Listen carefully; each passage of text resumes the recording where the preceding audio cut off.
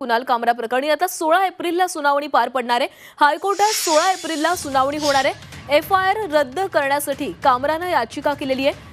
एकनाथ शिंदेंवर केलेलं विडंबन गीता प्रकरणी कामरावर गुन्हा दाखल झालाय। कुणाल कामराने हायकोर्टात दाखल केलेल्या याचिकेवर 16 एप्रिल पर्यंत सुनावणी तहकूब करण्यात आली आहे। मुंबई पोलिसांनी दाखल केलेला गुन्हा रद्द करण्यासाठी कामराने हायकोर्टात याचिका केली आहे। कामराच्या याचिकेवर उत्तर देण्यासाठी राज्य सरकारने वेळ मागून घेतलाय। कामराला राज्यात जीवे मारण्याची धमकी मिळत असल्याची त्याच्या वकिलांनी कोर्टात माहिती दिली आहे। येत्या 16 तारखेला दुपारी पुन्हा सुनावणी होणार आहे।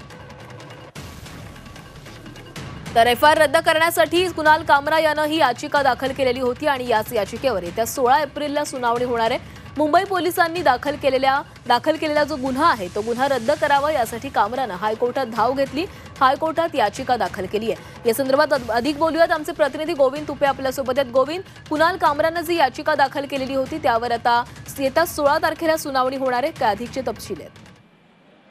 नक्कीच एकूणच काय तर कुणाल कामरा जो या ठिकाणी स्टँडअप कॉमेडियन जो आहे त्याच्यावर जे वेगवेगळे जे गुन्हे दाखल झाले होते मुंबईमध्ये आणि त्याचबरोबर जो स्टुडिओची तोडफोड करण्यात आली होती त्या अनुषंगाने कुणाल कामरा जो आहे तो मद्रास हायकोर्टातून यापूर्वी त्यांना 7 एप्रिल पर्यंत अटकपूर्व जामीन मिळवला होता आणि त्यानंतर पुन्हा या ठिकाणी हायकोर्टामध्ये पुन्हा एकदा अटकपूर्व जामिनासाठी त्यांनी अर्ज केला होता। आणि सगळ्यात महत्त्वाचं म्हणजे कुणाल कामराला जबाबासाठी पोलिसांकडून नोटिसा बजावण्यात आल्या होत्या। त्यावेळेला कुणाल कामराकडून स्पष्ट करण्यात आलं होतं की मी व्हिडिओ कॉन्फरन्सिंगद्वारे आपले जे जबाब आहेत ते देण्यासाठी उपस्थित राहू इच्छितो, परंतु पोलिसांनी त्याला व्यक्तिशः जबाब देण्यासाठी हजर राहण्याचा या ठिकाणी आग्रह धरल्यामुळे पुन्हा एकदा कुणाल कामराने हायकोर्टात धाव घेऊन याबाबत आपल्याला अंतरिम जामीन मिळावा, अटकपूर्व जामीन मिळावा यासाठी धाव घेतलेला आहे आणि याबाबतची जी सुनावणी आहे नक्कीच गोविंद, तर येत्या 16 तारखेला या संदर्भात ही सुनावणी पार पडेल, त्यामुळे या 16 तारखेला या सुनावणीमध्ये